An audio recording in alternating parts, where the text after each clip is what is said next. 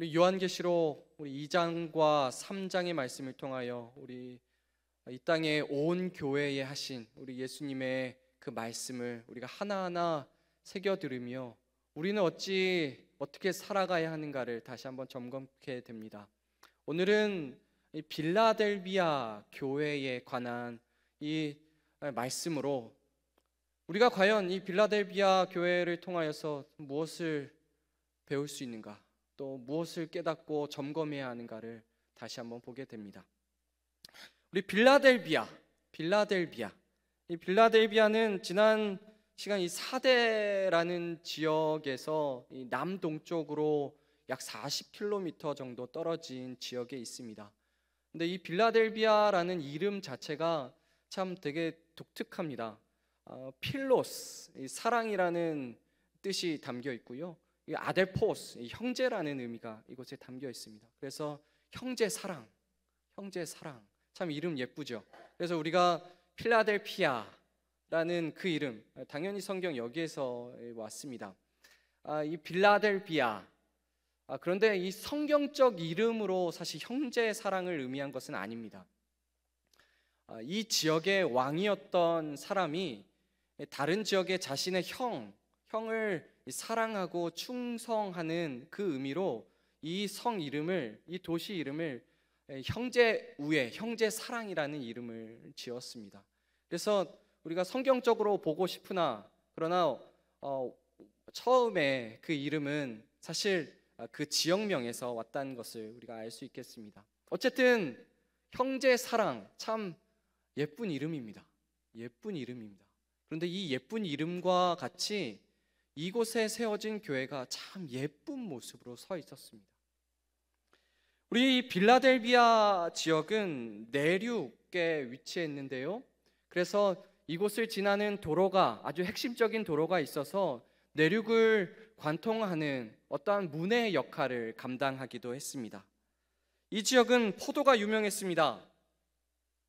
이 따뜻한 이 기후에 이 포도가 아주 잘 자라서 사람들이 많이 포도를 애용했는데요. 다른 곳과 마찬가지로 이곳에도 신전들이 있었고 또 이곳에도 종교 활동들이 많이 있었습니다. 그런데 이 포도가 발달한 지역은 이 디오니수스라고 하는 이 술 취한 신이 아주 그곳에 활개를 치는 신으로 섬겨졌습니다.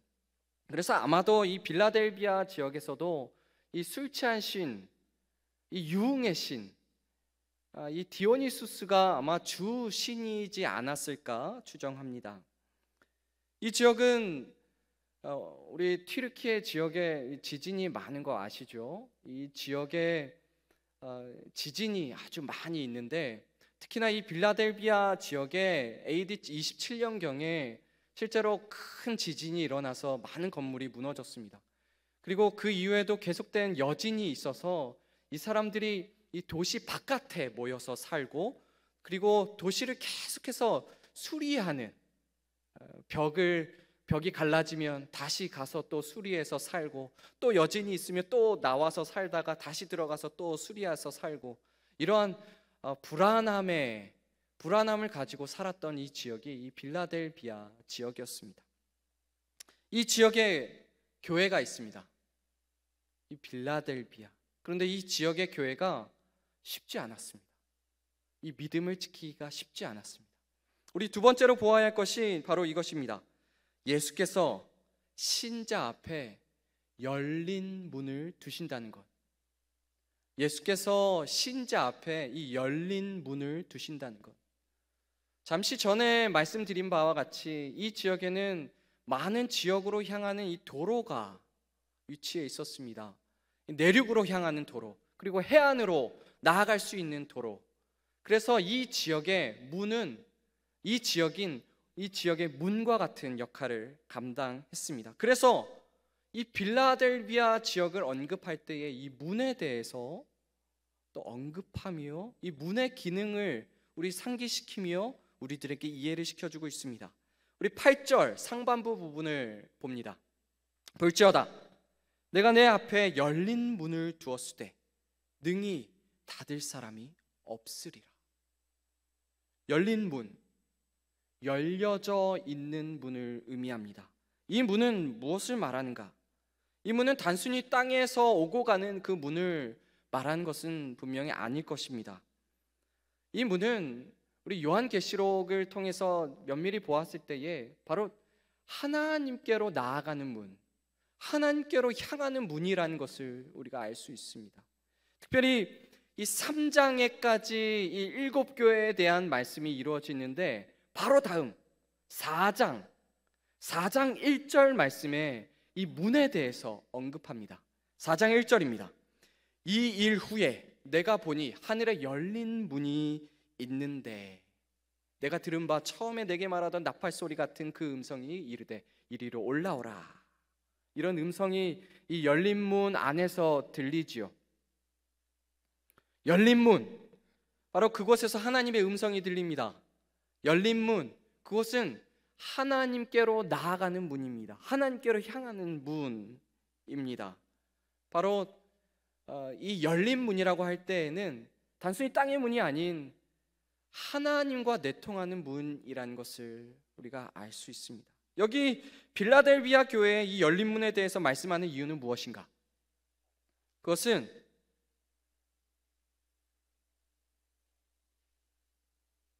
문이 있는데, 하나님께로 향하는 문이 있는데 이곳으로 너희는 들어갈 수 없어! 라고 말하는 이들이 있었기 때문입니다. 너희는 그곳에 들어갈 수 없어. 자격이 안 돼. 결코 너희를 하나님 받아주지 않으실걸? 너희들 그 상태를 봐봐. 결코 온전치 못하잖아. 어떻게 하나님께 나아갈 수 있어? 그렇게 거짓 주장을 하는 이들이 있었기 때문입니다. 앞에 우리 2장 말씀에서 서머나 교회에서도 이와 유사한 사람들이 있었습니다. 바로 자칭 유대인들. 근데 이 자칭 유대인들을 우리 주 예수님께서 그들은 사탄의 회당이라 라고 표현하셨습니다. 우리 이곳에도 나와 있습니다. 9절 말씀입니다. 우리 함께 읽어보겠습니다. 9절 초등 읽어봅니다. 보라, 사탄의 회당 곧 자칭 유대인이라 하나 그렇지 아니하고 거짓말하는 자들이라. 이 자칭 유대인들, 스스로를 유대인이라고 말합니다. 우리는 유대인이야. 바로 이 구약에서부터 말하는 그 하나님의 백성이야, 택함 받은 백성이야 라고 말을 하고 있는 거죠. 물론 실제 이들은 유대인들이었을 수 있습니다. 그러나 이들은 거짓을 말합니다. 이들은 예수님을 믿는 것만으로는 안 된다고 말합니다. 아마도 이들은 예수를 믿는 자들에게 너희 그런 자격 없어. 너희 하나님께 나아가지 못해. 너희 그 문으로 들어가지 못해. 물론 이들은 착각했겠죠. 우리들은 들어갈 수 있어. 각종 율법적 요소들을 주장하면서 이방인 신자들의 이 발목을 붙잡으려고 하는 자들입니다. 예수님이 이들을 향하여서 이렇게 분명하게 말씀합니다. 사탄의 회당이라. 이 사탄이라고 하는 말, 사실 히브리어에서 이 사탄이라고 하는 말은 대적자, 반대자를 뜻합니다. 하나님을 대적합니다. 그리고 하나님을 향하여 나아가는 자들을 막아냅니다. 더 나아가 신약에서는 예수님을 막아서려고 합니다. 그리고 예수님께 나아가려 하는 자들을 막아섭니다. 그리고 예수님 또한 막습니다. 이제는 교회를 막습니다. 하나님께 나아가지 못한다고 거짓된 말을 하며 또 거짓 비진리를 그들에게 들리게 하며 또 그들을 잘못된 길로 인도하며 하나님께로 나아가지 못하게끔 합니다. 각종 유혹과 각종 핍박, 각종 어려움 등을 주어서 이들이 제대로 된 길로 향하지 못하게끔 합니다. 결국 예수님은 이렇게 그들을 평가하십니다. 사탄의 회당이라. 예수님은 이 마가복음, 이 복음서에서도 분명히 이러한 말씀을 하셨습니다. 예수님을 막아서는, 그리고 그 제대로 된 길로 나아가지 못하게 막는 서기관과 바리새인들에게, 우리 마가복음 23장 말씀입니다. 너희는 천국 문을 사람들 앞에서 닫고 너희도 들어가지 않고 들어가려 하는 자도 들어가지 못하게 하는도다. 회방자죠. 자신들도 들어가지 못하는 상황에서 다른 자들도 들어가지 못하게끔 합니다. 성도 여러분, 복음으로 사는 데에 분명한 이런 거짓과 이런 비진리와 또 회방과 또 계속된 어려움, 아마도 이 복음으로 살려고 하는 자들에게 계속적으로 작용하여서 그들을 흔들려고 할 것입니다. 방해가 있습니다. 어려움이 있습니다. 그러나 그곳 가운데 그 거짓에 귀 기울이지 마십시오. 그 거짓에 마음 빼앗기지 마십시오. 포기하지 않고 우리 제대로 된 길로 나아가야 합니다. 우리 그 길이 무엇인지를 분명히 다음에서 이야기하고 있습니다. 우리 세 번째, 바로 예수님을 통해서만 하나님께 나아갑니다. 예수님을 통해서만 하나님께 나아갈 수 있습니다. 이 문에 그러면 어떻게 들어갈 수 있는가? 또한 누가 그곳에 들어가게 할 수 있는가? 바로 우리 주 예수 그리스도. 우리 주 예수 그리스도께서 이 문의 열쇠를 가지신 분으로 이 말씀에 소개됩니다. 이 열쇠를 가지셨기에 문을 닫을 수 있고 또 문을 열 수 있습니다. 그래서 예수님은 이 7교회들마다 이 서신을 쓰실 때에, 보내실 때에 초두 부분에 자신을 소개하시는데, 이 빌라델비아 교회에도 딱 맞는 이 말씀으로 자신을 소개하십니다. 우리 7절 말씀 읽어봅니다. 빌라델비아 교회의 사자에게 편지하라. 거룩하고 진실하사 다윗의 열쇠를 가지신 이, 곧 열면 닫을 사람이 없고 닫으면 열 사람이 없는 그가 이르시되. 아멘. 빌라델비아 이 신자들에게 예수 그리스도께서 이 열쇠를 가지신 분, 이 문을 주관하시는 분이시라는 것을 분명하게 강조합니다. 여기서 다윗의 열쇠라고 말하는데요, 이 다윗의 열쇠라는 이 부분은 이 이사야 22장 22절 말씀에 엘리야김 왕이 설 것을 예언하며 이에게 예언된 말씀이었습니다. 우리 이사야 22장 말씀입니다. 내가 또 다윗의 집의 열쇠를 그의 어깨에 두리니 그가 열면 닫을 자가 없겠고 닫으면 열 자가 없으리라. 사실 이 말씀은 엘리야김이 다윗의 그 왕좌에 앉을 것이다 라는 부분을 말씀하는데요, 실제 엘리야김이 왕이 되기는 하는데요, 그는 능력이 되지 않았습니다. 이 왕들을 통하여서 예언된 말씀, 사실 궁극적인 왕을 향합니다.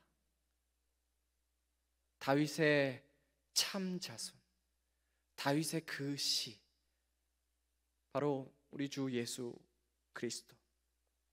실제 계시록 첫 장에서부터 예수님께서 이 열쇠를 가지신 분으로 소개합니다. 우리 1장 18절 말씀입니다. 곧 살아있는 자라, 내가 전에 죽었었노라, 볼지어다 이제 세세토록 살아있어 사망과 음부의 열쇠를 가졌노니.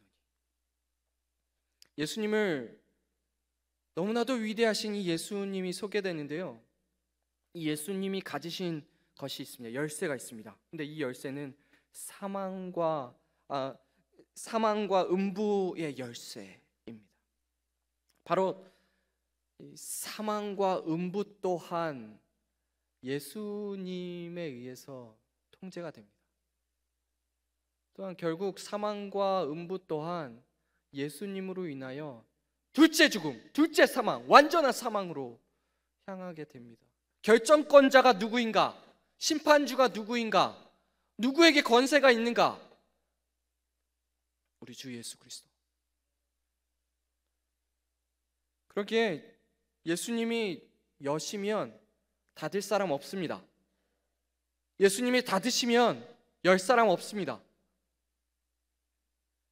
자칭 유대인들은 이방인 신자들에게 너희는 자격이 없어, 그 문 결단코 못 들어갈걸 라고 말하는데, 그것을 결정하시는 분은 예수님입니다.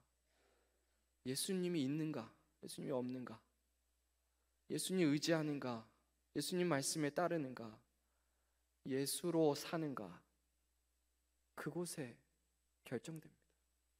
성도 여러분, 신자 앞에 열린 문이 있습니다. 누구를 의지해야 들어갈 수 있습니까? 바로 우리 주 예수 그리스도. 다윗의 그 열쇠를 가지신, 사망과 또 음부의 그 열쇠를 가지신 우리 주 예수 그리스도.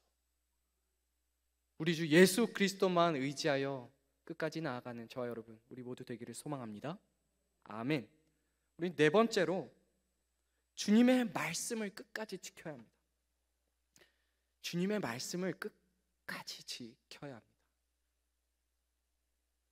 방해하는 자들이 있어서 이들은 쉽지 않은 신앙생활을 했습니다.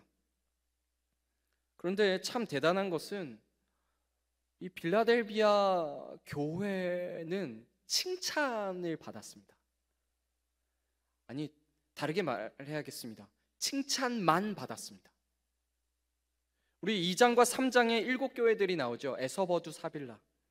이 7교회들 중에서 서머나 교회와 이 빌라델비아 교회만 이 책망을 받지 않습니다. 나머지 교회들은 칭찬을 받는 때도 있고, 그런데 이 질책을 받는 경우가 수두룩합니다. 이 빌라델비아 교회, 어떻게 칭찬만을 받을 수 있었을까요? 그들은 아마 굉장히 커다란 능력이 있었나 봅니다. 이들은 굉장히 큰 믿음이 있었나 봅니다. 굉장히 큰 원동력이 있었나 봅니다. 그런데요, 오늘 읽은 이 말씀에 보면 굉장히 적은 능력이 있었다고 말씀합니다. 우리 8절 하반부 말씀입니다. 내가 내 행위를 아노니, 내가 작은 능력을 가지고서도 내 말을 지키며 내 이름을 배반하지 아니하였도다. 작은 능력. 여기서 작다라는 말은 크기가 작다보다도 이 적다라는 의미로, 적다라는 의미로 쓰입니다. 적습니다. 능력이 적습니다. 이 능력이 적다라는 의미가 무엇일까? 이들은 세상 사람들과 비교했을 때도 크기가 작았습니다. 수도 적었을 것입니다. 이들은 공동체가 크지 않아서 이 전체의 영향을 다 미치면 좋겠지만 오히려 그들의 영향을 받을 수밖에 없는 상황에 처했을 수 있습니다. 많은 신전, 여러 종교 행사들, 특히나 포도가 너무나도 발달하여서 이들은 술 취한 것이 너무나도 쉬운 이들의 환경이었습니다. 신자가 신자답게 사는 것 참 쉽지 않은 상황들이었습니다. 그러나 이들은 정말 적고 작은데도 이들은 그 능력으로 끝까지 살았습니다. 예수님의 이름을 배반하지 않았습니다. 우리 10절 말씀입니다. 10절 말씀 우리 함께 읽어보겠습니다. 내가 나의 인내의 말씀을 지켰은즉 내가 또한 너를 지켜 시험의 때를 면하게 하리니 이는 장차 온 세상이 임하여 땅에 거하는 자들을 시험할 때라. 아멘. 여기서 이 사람들이 지킨 것이 있습니다. 우리 앞부분에 뭐라고 말하죠? 인내의 말씀을, 나의 인내의 말씀을 지켰은지. 나의 인내의 말씀은 바로 예수님께서 인내에 대해, 인내가 무엇이며 또 인내해야 할 것이 무엇인지 또 인내를 향해서 어떻게 살아야 하는지. 성도 여러분, 인내 사실 참 쉽지 않습니다. 참는 것이죠. 이것을 계속해서 유지하면서 지키는 것입니다. 쉽지 않습니다. 쉽지 않습니다. 그러나 분명히 10절 말씀에서와 같이 이들은 적은 능력이 있었지만, 작은 존재들이었지만, 그러나 이 말씀을 지킵니다. 우리 복음서에서도 분명히 환난과 혼란이 있고 어려움이 있고, 이 종말의 때에 일어날 수많은 어려움들이 있겠지만, 그러나 그 가운데서도 인내로 끝까지 말씀을 지키고 끝까지 나아가야 함을 말씀합니다. 누가복음 21장 19절 말씀인데요, 너희의 인내로 너희 영혼을 얻으리라. 아멘. 인내하지 않고서는 끝까지 나아갈 수 없습니다. 참아야 합니다. 견뎌야 합니다. 끝까지 붙들어야 합니다. 그리고 수많은 것들이 들리겠는데요, 예수님 신뢰해야 합니다. 붙잡아야 합니다. 그리고 따라가야 합니다. 이 인내는 시험의 때에 지키게 합니다. 참 놀라운 말씀이, 이 지킨다라는 말이 여기에 2번 나옵니다. 지킨다라는 말이. 근데 첫 번째 지키는 것은 이 인내의 말씀을 지키는 이 신자입니다. 그런데 이 다음에 나오는 지킨다라는 말은 예수님의 지키심입니다. 바로 이것입니다. 말씀을 이 신자가 지킵니다. 그러면 예수님이 이들을 지킵니다. 성도 여러분, 우리 불안하고 답답하고 막 힘들고 문제들이 많이 있을 때 나를 지켜주십시오, 나를 지켜주십시오 하죠. 그런데 놀라운 여기에 말씀의 열쇠가 있습니다. 내 말을 지킬 때 내가 그를 지키리라. 성도 여러분, 신자는 이 주님의 말씀을 지킵니다. 그러면 예수님 또한 그의 백성을 지키십니다. 이것을 지킬 때에 놀라운 일들이 나타납니다. 첫 번째는 시험의 때를 면하게 됩니다. 수많은 시험이 있는데요, 끝까지 나아가게 하십니다. 두 번째는 승리의 이 면류관을 빼앗지 못하게 됩니다. 성도 여러분, 각종 어려움이 있지만, 정말 쉽지 않지만, 이 말씀을 붙드는 것, 이 말씀을 신뢰하고 이 말씀 가운데 거하는 것, 말씀을 삶으로 나타내는 것, 드러내는 것, 이것이 우리를 정말 끝까지 나아가게 합니다. 이 말씀을 오늘도 듣고 있는데요, 들음으로 끝나지 않기를 소망합니다.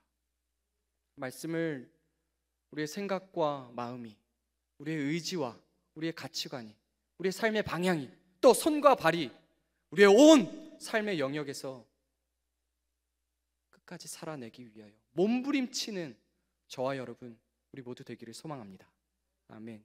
우리 마지막 다섯 번째로 거룩한 이름이 기록된 성전으로 살아갑니다.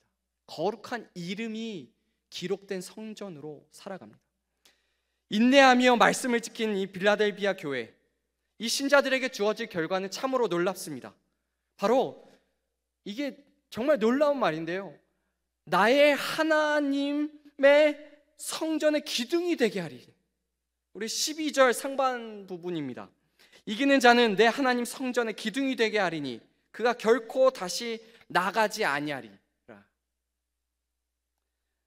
먼저 놀라운 것은 끝까지 이거 지킨 신자를 하나님의 성전의 부분이 되게 하신다는 것입니다. 이 기둥이 되게 하신다는 것입니다. 신자 공동체, 이 교회, 눈에 보이지는 않지만 세상의 그 어떤 것과도 견줄 수 없는 너무나도 아름답고 영화로운 그 하나님이 거하시는 성전에 너무나도 중요한 부분이 되게 하신다는 것입니다. 우리 에베소서 2장 21절 22절 말씀에 이 신자가 하나님이 거하실 처소가 되어가는 것을 우리가 말씀을 통해서 봅니다. 읽어봅니다. 그의 안에서 건물마다 서로 연결하여 주 안에서 성전이 되어가고 너희도 성령 안에서 하나님이 거하실 처소가 되기 위하여 그리스도 예수 안에서 함께 지어져 가느니라. 완성된 성전이 아닙니다. 시작은 했고 완성되어져 가고 있습니다. 그런데 요한계시록 이 말씀에서 보면 되리라, 완성될 그 성전 가운데 놀라운 하나님의 거하실 처소의 그 부분이 되어갑니다. 왜 기둥일까? 우리 초두에 이 빌라델비아 지역에는 이 지진이 많았다고 얘기했습니다.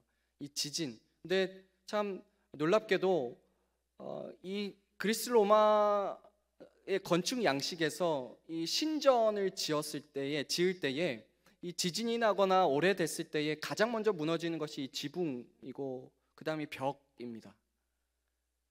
이 기둥을 굉장히 두껍고 튼튼하게 처음부터 짓고 시작하기 때문에 이 기둥은 마지막까지 남습니다.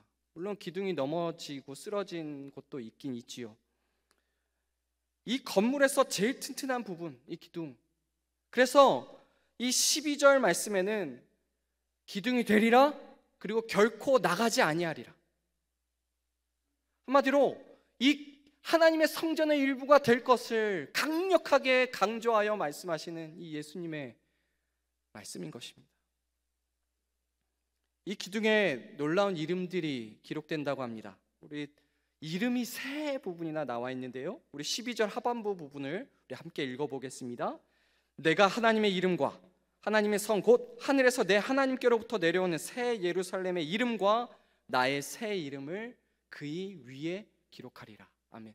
참 놀라운 이름들이 기록이 됩니다. 하나님의 이름, 그리고 하나님으로부터 임할 새 예루살렘의 이름, 그리고 여기서 내는 예수님의 새 이름. 예수님의 새 이름이라는 것이 뭐 어디 이단에서 말하는 새 교주의 이름을 얘기하는 것이 결단코 아닙니다. 예수님을 부르는데요, 심화된 예수님에 대한 표현을, 예수님을 고백하는 것을 여기서 예수님의 새 이름으로 이야기하고 있습니다. 고대 그리스 로마에서는 이 기둥에 이 비문을 새겼습니다. 이 신전이 누구를 위한 신전인가? 누가 지었는가? 또 이 신전의 역할과 기능은 무엇인가? 바로 이 이름이 새겨집니다. 하나님의 성전입니다. 새 예루살렘의 역할을 하는 성전입니다. 또한 예수 그리스도의 새 이름, 예수 그리스도께서 세우시는 이 성전입니다. 바로 이 성전, 이 성전의 기둥, 바로 신자가 이 기둥의 역할을 하게 된다는 것입니다. 성도 여러분, 빌라델비아 교회 참 칭찬만을 받은 참 이 교회, 어려움이 있었습니다. 이들을 방해하는 자들이 있었습니다. 그러나 이들은 끝까지 포기하지 않았습니다. 우리의 모습이 이러해야겠습니다. 신앙의 참 모습을 이들에게 배워 우리 끝까지 붙잡으며 나아가는 우리가 되어야 할 것입니다. 결국 신자는 지금도 성전으로 살아가고 있지만, 이동하는 성전으로 살아가고 있지만, 결국 완성될 그 성전으로서 하나님과 영원히 영화로운 삶을 살게 될 것입니다. 주의 말씀을 끝까지 지키십시오. 적은 능력이 있지만, 참 작지만 끝까지 붙들고 나아가는 저와 여러분, 우리 모두 되기를 소망합니다. 아멘.